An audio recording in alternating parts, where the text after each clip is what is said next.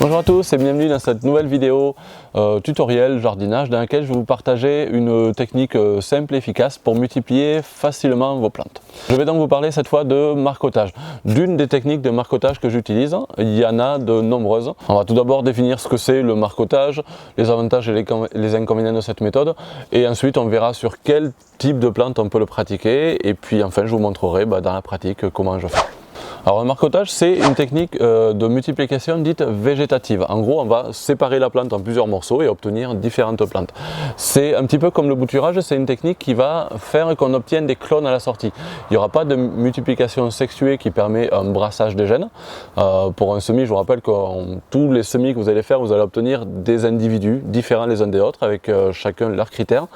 Et pour les multiplications végétatives, que ce soit le bouturage, la division, le marcottage, on va obtenir des clones.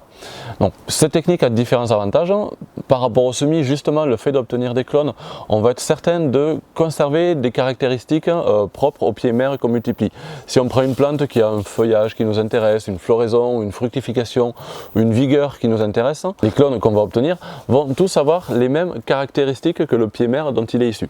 Autre chose intéressante, alors un peu comme pour le bouturage, alors pour ceux que ça intéresse, allez voir la vidéo que j'ai faite sur le bouturage. Simplement, ça consiste à prendre un morceau de plante, que ce soit une tige, une feuille, une racine parfois, le couper, le séparer de la plante pour lui faire produire de nouvelles racines et produire ainsi une nouvelle plante. Et pour le marcottage, on va faire un petit peu l'inverse. On va faire en sorte qu'on va utiliser différentes techniques pour que la plante produise des racines sur une de ses parties, pour ensuite pouvoir couper cette partie, qui va donc avoir un morceau de tige, des feuilles ou pas et des racines, et ensuite on pourra mettre cette partie en pot ou en plein terre, et donc le morceau de la plante reprendra beaucoup plus facilement.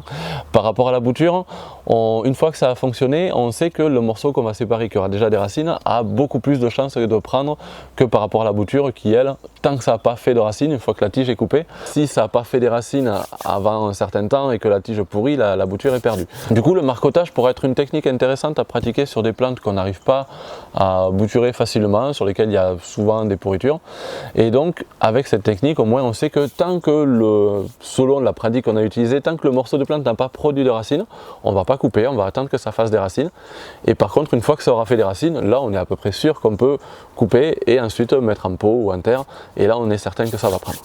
Alors on va maintenant voir sur quel type de plante on peut utiliser ce genre de technique. Et alors c'est une partie qui va être vraiment intéressante parce qu'il va falloir apprendre à rentrer entre guillemets en communication avec la plante, ou en tout cas de lire la plante. Alors c'est assez important parce qu'en sachant faire cela, vous pourrez identifier clairement toutes les plantes sur lesquelles vous pouvez le faire et les plantes sur lesquelles ça sera un peu plus difficile. J'ai ici quelques individus de plantes sur lesquelles cette lecture elle est assez facile. Donc comment on va lire le végétal, sur quelle partie on va regarder? Ça sera les tiges. Ce que vous voulez bouturer, marcoter, ça sera un morceau de tige auquel vous voulez faire produire des racines. Donc là par exemple sur ces plantes, alors ça c'est de la poire melon, une plante de la famille des solanacées qui se bouture très facilement, qui se marcote très facilement. Et donc on voit en observant ces tiges sur les nœuds et même entre les nœuds pour cette plante là, on voit qu'il y a des petits bourrelets, des petites excroissances qui sortent sur la tige, et ces petites excroissances c'est des embryons de racines. Si une tige sur laquelle il y a ces petits bourrelets se retrouve dans une zone très humide ou se retrouve sous terre, elle va très rapidement, en l'espace de quelques jours, en moins d'une semaine, elle va déjà produire des racines. Et ça vous l'avez sur de nombreuses plantes. Là on est sur une plante un peu herbacée, on va prendre par exemple, là on est sur de la citronnelle, on peut faire la même chose avec ça aussi. Alors pour celle-là, j'ai déjà fait la première partie pour faire le marcottage, on le verra après. Mais une plante qui est très similaire, une autre plante de la famille des graminées, c'est celle-ci. Hop, écartez-vous. Celle-là, c'est de la canne à sucre. La canne à sucre, on peut regarder sur la tige, en bas de la plante, au niveau du sol, et on regarde si on écarte. Alors là, il y a quelques vieilles feuilles un petit peu séchées dont la plante n'a plus besoin, donc je peux les enlever. Et donc comme ça on met des morceaux de tige à nu et on observe que sur les nœuds, sur cette plante, il y a tout le tour des nœuds déjà des racines qui commencent à démarrer, qui sont sorties parfois sous les feuilles parce que je sais pas, il y avait peut-être un peu d'humidité. Souvent quand il pleut, l'eau va s'accumuler à l'intérieur des feuilles ici, et donc ces parties de la plante qui sont dans une zone qui reste un peu humide commencent déjà à produire des racines. Donc quand vous voyez sur une plante qu'elle commence déjà à préparer une production de racines, vous pouvez être quasiment certain que cette plante va se marcoter ou même se bouturer très facilement. Alors Je vais vous présenter maintenant les différentes techniques de marcotage que je connais et ensuite on va voir laquelle on va pratiquer ici. Alors il y a un type de marcotage assez classique qui consiste à faire en sorte qu'un morceau de tige de la plante passe sous terre. Alors on peut prendre par exemple un pot à côté ou alors faire ça directement en pleine terre, ça marche de la même façon. Faire en sorte qu'un morceau de tige passe à l'intérieur du pot. On pourrait donc éventuellement remplir de terre ce pot. Rajouter peut-être une petite pierre, un petit poids à l'intérieur de ce pot pour que la tige reste vraiment sous terre. Et puis pendant un certain temps, on va le laisser comme ça. On peut éventuellement, moi j'aime bien aller gratter un petit peu, on peut de temps en temps sortir le poids, sortir la tige et voir s'il y a des racines et s'il n'y en a pas, le remettre. Et puis vous verrez, selon le type de plante, ça met plus ou moins de temps. C'est pas cette technique là que je vais développer aujourd'hui. Il y a une autre technique qui est, alors là moi je connais que la ronce qui fonctionne comme ça, il y a peut-être d'autres plantes, où c'est des marcottes plutôt de bout de tige. Donc la ronce, vous savez comment elle se développe, hein, vous voyez, ça fait ses longues tiges, et dès que ça va toucher le sol, le bout de la tige, quand ça touche le sol, ça va faire des racines, ça va faire un nouveau plant, et dès qu'on voit le nouveau plant qui sort, eh ben on peut couper l'ancienne tige et on a une nouvelle plante. Alors c'est pas ces techniques là que je vais développer aujourd'hui.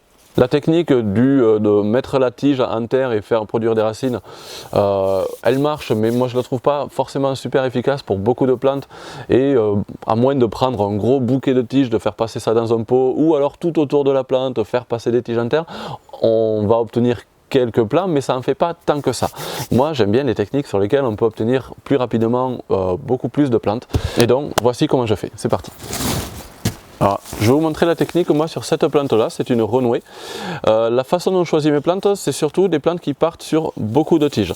En gros vous allez voir là ce qu'on va marcoter, c'est toutes les tiges qui partent du bas, mais vraiment toutes. Donc ce qu'il faut faire, sortir la plante du pot. Alors, pour les plantes qui n'ont pas de système racinaire trop fragile, j'hésite pas moi à supprimer une partie de ces racines. Vous allez voir pourquoi, ça va être surtout pour pouvoir descendre la plante plus bas dans le pot, mais en faisant ça, on stimule aussi le renouvellement racinaire. La plante là, on lui a supprimé un bon paquet de ses racines, on va lui garder tout son feuillage au-dessus, et donc elle va devoir reproduire de la racine pour se rééquilibrer. Et les racines, nous on va faire en sorte qu'elles les produisent sur les tiges qui sont ici en bas, pour qu'ensuite on puisse les séparer de la plante. Donc vous prenez un pot, vous mettez peut-être un petit peu de terre au fond, mais vraiment pas beaucoup. Vraiment là j'ai mis vraiment un tout petit fond de terre. L'idée c'est juste que le pot là, enfin le reste de la plante ne soit pas posé directement au fond du pot, mais qu'il y ait un petit peu de terre en dessous.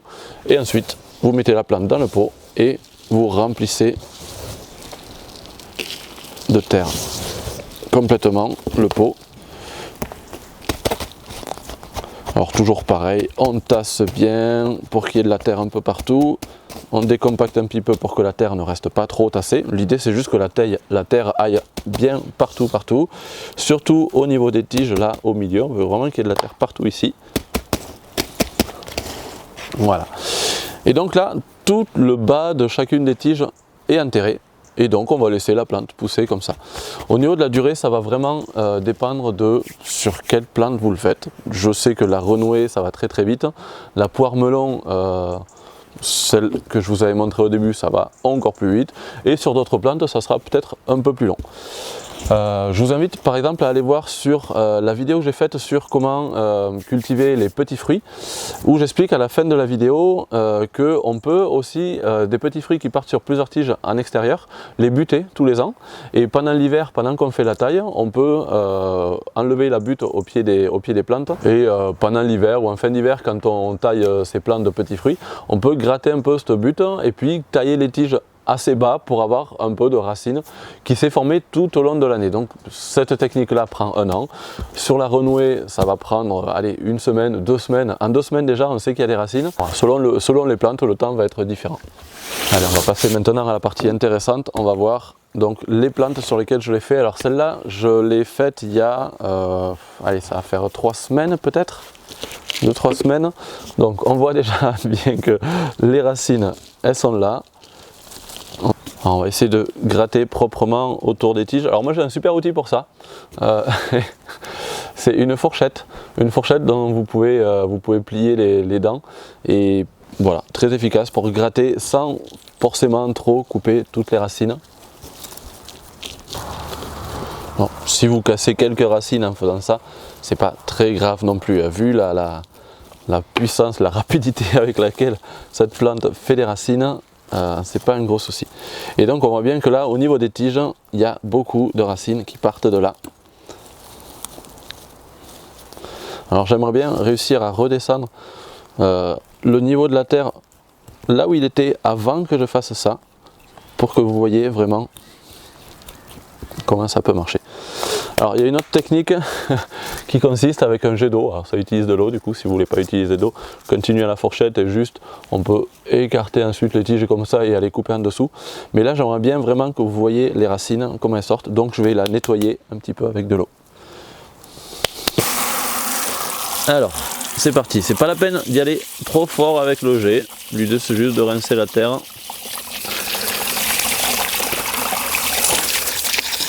Voilà, et là on a quelque chose de propre. Donc voilà la plante, une fois donc les racines rincées, on voit bien les racines qui sont sorties de partout sur le bas des tiges. Et à ce stade là, on n'a plus qu'à tout simplement couper chacune des tiges en dessous du point où elle commence à faire des racines. Et on obtient donc un jeune plant déjà avec ses racines. Et là c'est très simple, très rapide. Voilà. Donc là on n'aura plus qu'à couper tout ça et mettre tout en pot. Hop. Voilà, simple, efficace. Ces plantes-là, on n'aura plus qu'à les retailler un petit peu pour éviter qu'il y ait quand même trop de feuillage par rapport au peu de racines qui restent. Moi j'aime bien juste réduire un petit peu le feuillage, réduire un peu les racines pour avoir un plant équilibré. Surtout que les racines puissent rentrer assez facilement dans un pot. Alors ces racines très longues que je coupe, ça pourrait très bien aller avec, hein, mais j'aime bien réduire un petit peu juste pour le côté plus simple après pour le mettre en pot, qu'il n'y ait pas des racines qui sortent de partout. Réduire le feuillage, c'est toujours pour la même raison, il n'y a pas encore beaucoup de racines, on en a supprimé une petite partie. S'il y a trop de feuilles, j'ai peur que ça pompe trop de sève, que ça ait une trop forte demande. Et donc je réduis un petit peu les feuilles. On peut alors soit les couper de moitié, soit en supprimer quelques-unes. Moi je préfère juste en couper une partie. Et ensuite, voilà, on remplit de terre. Toujours pareil, bien tassé pour qu'il y ait de la terre partout. Et hop! Alors j'ai fait ce test avec une autre plante, là c'est une citronnelle, parce que j'ai vu que sur le bas des tiges il y avait des débuts de racines, donc là ça va être un peu la surprise, c'est la première fois que je fais avec cette plante là. Donc hop, déjà on va essayer de la sortir du pot, et puis on va voir. Je vais aller faire comme avec la poire melon, là je vais aller rincer un peu le bas du pot pour voir à quoi ça ressemble. Voilà donc résultat, une fois qu'on a lavé un peu la terre qui est autour des racines, bon on voit bien, alors l'enracinement n'est pas aussi vigoureux qu'avec la poire melon de juste avant là, mais quand même on voit qu'il y a pas mal de racines qui sont sorties assez bas. Un truc qui peut être fait pour ce genre de plante là, sur tout ce qui est graminé, c'est avant de faire ça, peut-être enlever plus de feuilles. Donc moi je l'avais fait un petit peu sur le bas, j'avais enlevé quelques vieilles feuilles, du coup j'ai plus qu'à tailler là en dessous là. Hop. Voilà. Et donc là, on a donc des jeunes plants avec déjà quelques racines. Alors, des fois, il suffirait même juste de le casser à la base comme ça. Hop. Et là, en faisant ça, voilà, on obtient un morceau de la base avec donc quand même pas mal de racines là. Voilà, qui sont sortis.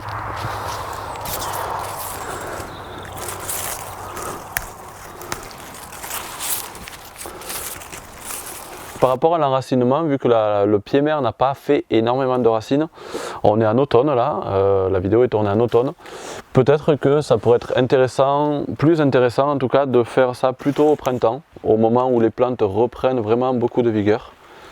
Hop, alors celle-là, j'ai pas envie de lui tailler ses racines, elle en a pas beaucoup. Donc peut-être faire ça plutôt au printemps quand les plantes sont plus vigoureuses, racinent plus vite. Mais voilà, c'est bien de faire à différentes périodes avec différentes plantes pour se faire aussi une expérience et savoir qu'est-ce qui marche plus ou moins bien. Et comme ça, voilà, le risque avec des racines trop longues comme ça, Si on met ça en pot comme ça, c'est de voir la racine qui ressort ici et donc là c'est pas bon du tout. Donc soit vous les coupez les racines pour être sûr qu'il y a tout dans le pot, soit on peut aussi mettre un peu de terre au fond. Vraiment faire attention à mettre les racines au fond du pot, tourner un petit peu là, hop.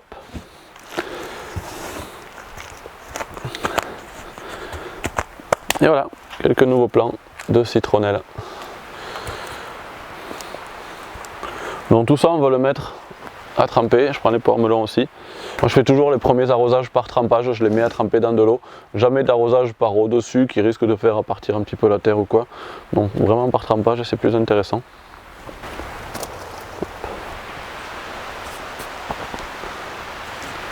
Allez, on est au bout de cette vidéo, j'espère qu'elle vous aura plu, merci de l'avoir suivi jusqu'au bout.